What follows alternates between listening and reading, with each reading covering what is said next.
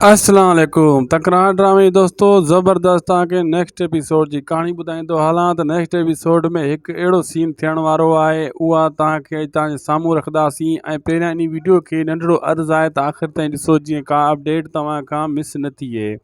थी सघे दोस्तों शाहिद खुसरो व्लॉग यूट्यूब चैनल के भी ज़रूर सब्सक्राइब कंदा, असांजे पेज के भी फॉलो लाइक शेयर ज़रूर कंदा।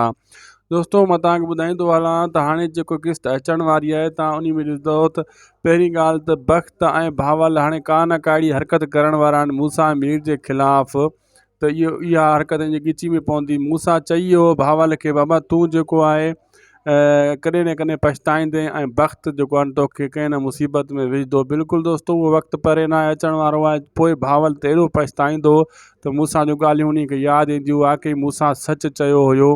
अहिड़े हिसाब सां इहे सीन ऐं इहे ॻाल्हियूं जेको आहे न भावल खे जेको आहे यादि कंदी ज़िंदगी भर। पोइ कोशिशि कंदो त मां मूसा खे परचायां, वक़्तु निकिरी वेंदुसि। लेकिन हाणे हरकत करण वारो आहे भावल वक़्त सां गॾिजी करे को न को। ऐं उहा अचण वारे किस्तनि में इहे सीन ॾिसण वटां मिलंदा। ऐं तव्हांखे इहो ॿुधाईंदो हलां दोस्तों, हाणे सिजावल ख़ान बि अॻी किस्तनि हिकु ॿ किस्तनि जे अंदरि मोटी ईंदो ऐं तव्हांखे नज़र ईंदो उन जी एंट्री थियण वारी आहे।